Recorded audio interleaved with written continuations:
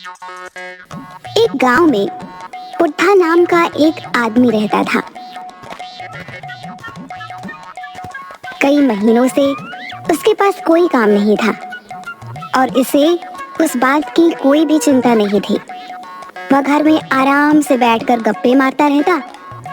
एक दिन, अरे भाग्यवान, अरे भूख लगी है, पेट में चूहे दौड़ रहे हैं, अरे जल्दी से कुछ खाने को दो।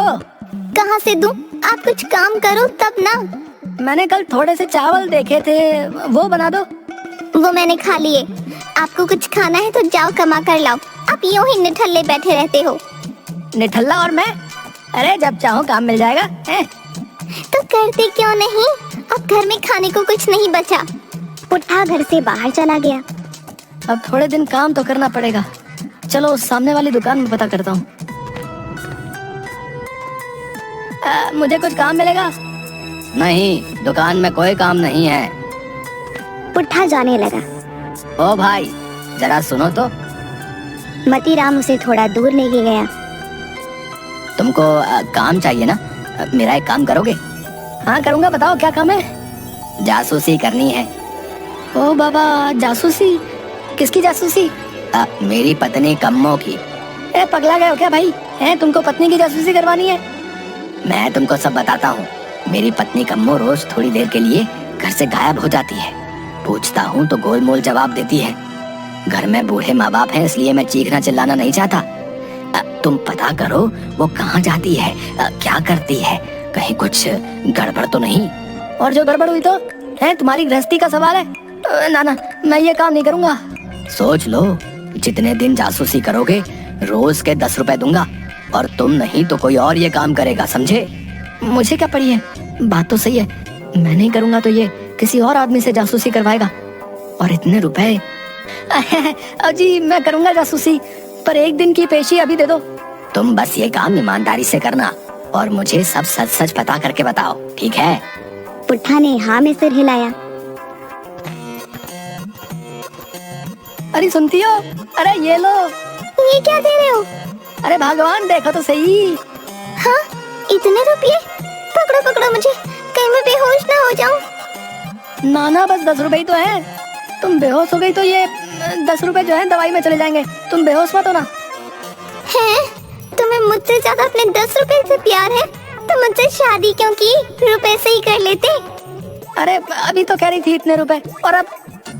आपके हाथ में कभी एक पैसा नहीं देखा, सीधा 10 रुपए दिखे तो चक्कर आ गया। आपको किसने दिए इतने रुपए? सुनो, मैं कह रही हूँ अगर साहूकार से ब्याज पे लाए हो ना तो वापस कर दो। क्या करना है ऐसे रुपये का जिसका 2 गुना ब्याज देना पड़े? अरे रे नहीं भाग्यवान, ब्याज पर नहीं लाया हूँ, ये मेरे। हाय राम, मैं मर गई। आपके पास आए कहाँ से? किसकी चोरी की? अगर किसी ने देख लिया हो तो लोग पकड़ने आते होंगे। मैं कैसे बचाऊंगी? चलो अब जल्दी छुप जाओ।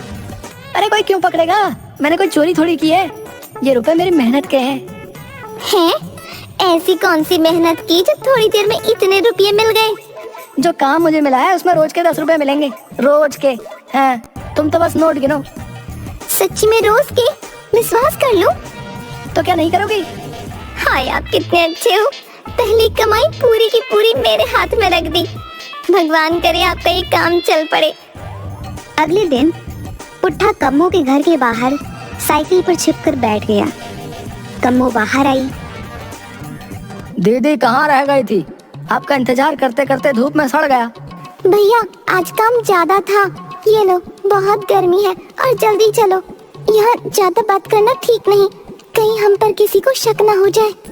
कम्मो रिक्शे में बैठ गई और पुट्ठा साइकिल पर उसका पीछा करने लगा। रिक्शा गांव के बाहर फूस की एक बंद झोपड़ी के बाहर रुका। कम्मो उस झोपड़ी के अंदर चली गई। दीदी जल्दी करना, मैं यहीं आपका इंतजार कर रहा हूँ। पुट्ठा अपनी साइकिल पर सवार झोपड़ी के पास जाने लगा। वहाँ कहाँ जा रहे हो? साइकिल झोपड़ी में डालना है क्या? अरे नहीं भैया, आज साइकिल संभल नहीं रही ना, इसलिए थोड़ा टेढ़ा मेढ़ा चल रही है।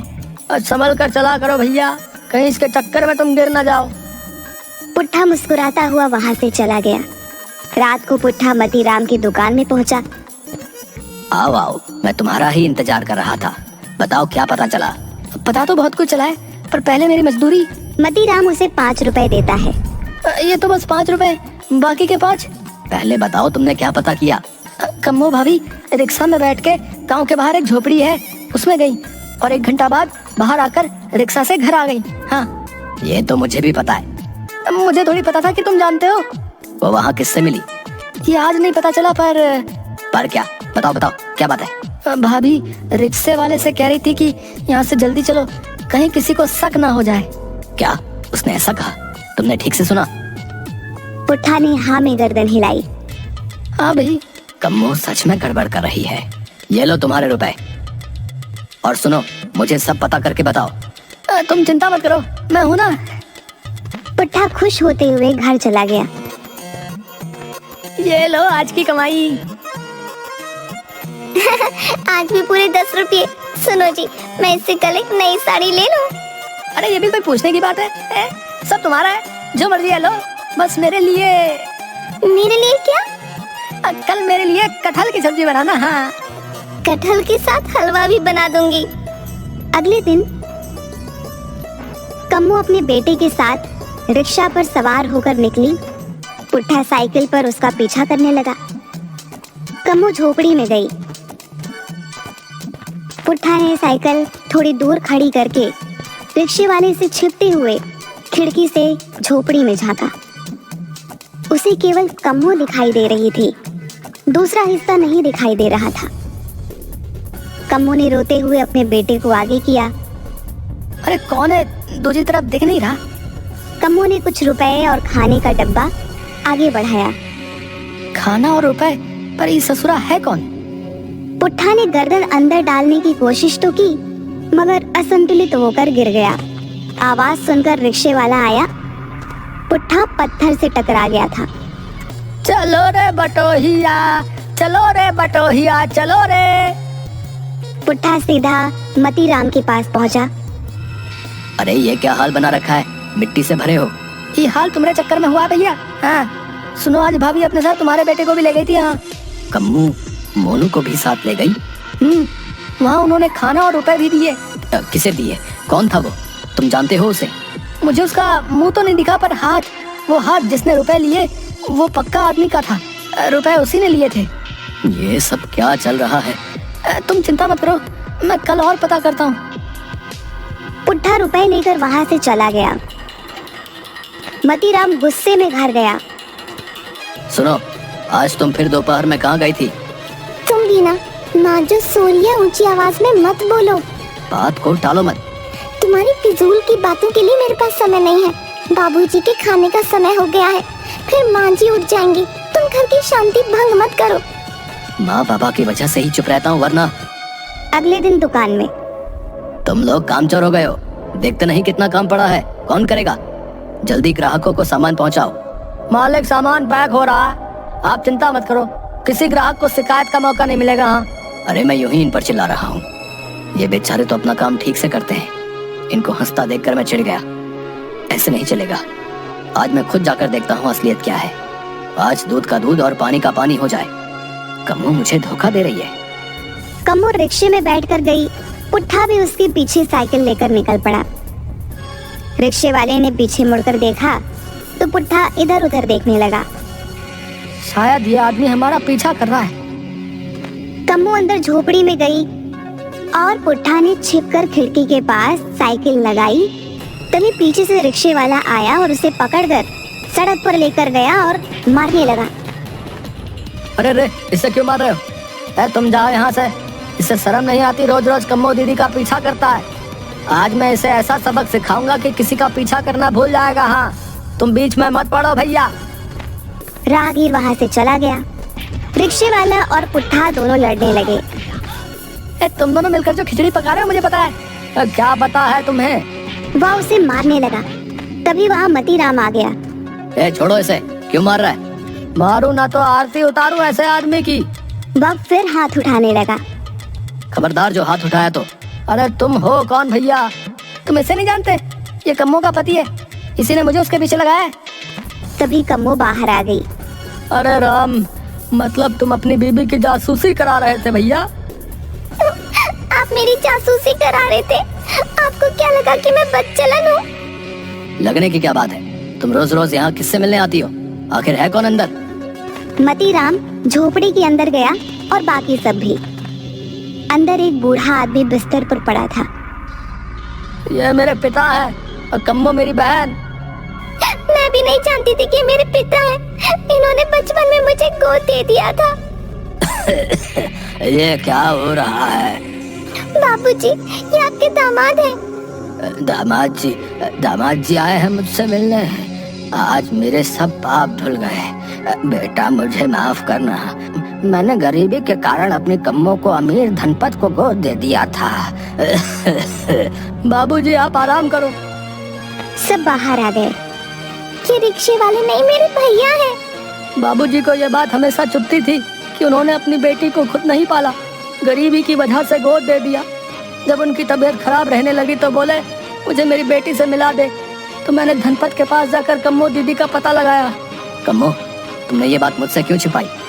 आपके माँ बाबूजी ने आपका विवाह मुझे अमीर घर की लड़की समझकर किया था। वो और समाज क्या सोचेगा कि मेरे असली पिता गरीब है, भाई रिक्शा चलाता है। मैं डर गई थी कि कहीं आप मुझे छोड़ ना दें। तुम भी ना। चलो घर चलो, माँ बाबूजी को मैं समझा दूंगा। अब से तुम्हारे बाबूजी और भाई हमारे साथ रहेंगे। चलो काम पूरा हो गया। पूरे 50 रुपए मिले। इतने रुपए के सामने तो वो मार कुछ भी नहीं थी। हाँ, कोई मुझे 5 रुपए रोज देना तो भी मैं इतनी मार हंस हंस के खा लूं। हाँ भगवान, ओ भगवान कहाँ? आज बहुत खुशी का दिन है। हाँ। वह जोर जोर से रोने लगी। हाय, हे प्रभु, ये दिन देखने से पहले मैं मर क्यों नहीं गई? मेरा राक्षस पति सौतन के चक्कर काट काट के खुशी मना रहा है। तुमने मुझे राक्षस कहा और ये तुम्हारी सौतन ये कहाँ से आ गई? बस करो, अब इतने भोले भी मत बनो। देखा बहन, मैं ना कह रहा था ये तुमको पागल बना रहा है। वहाँ सड़क पर ये पिट रहा था। वो आदमी बोल रहा था रोज रोज कम्मो का पीछा करता है, बदचलन कहीं का। तुमको कुछ नहीं पता। चलो चलो निकलो यहाँ से, फिर दोबारा नहीं आना। चलो। उसे क्यों भगा रहे हो? 2 पैसे क्या कमाने लगे, आपकी आवारा गर्दी शुरू हो गई। मैं सोचती रही ये आदमी दिन भर मेहनत मजदूरी करता है, पर आप पराई औरतों का पीछा करते हो। वह जोर जोर से रोने लगी। हे प्रभु, मेरा पति नालायक ने ढलना ही अच्छा था। काम के चक्कर में मेरा घर बर्बाद हो गया। भूखी अच्छी थी, पर सौतन, मुझसे ये सहन नहीं होगा। आसपास के लोग झांक कर देखने लगे। तुम लोग ऐसे क्या देख रहे हो? चलो चलो जाओ यहाँ से। तुमने इस भोली भाली औरत के साथ ठीक नहीं किया।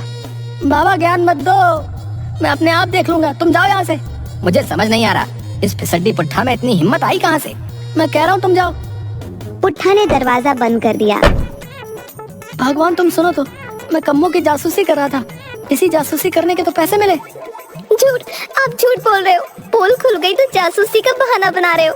आपको क्या पड़ी जो उस कम्मो की जासूसी करने चले? चलो निकलो यहाँ से। अरे अरे, मैं यहाँ से क्यों जाऊँ?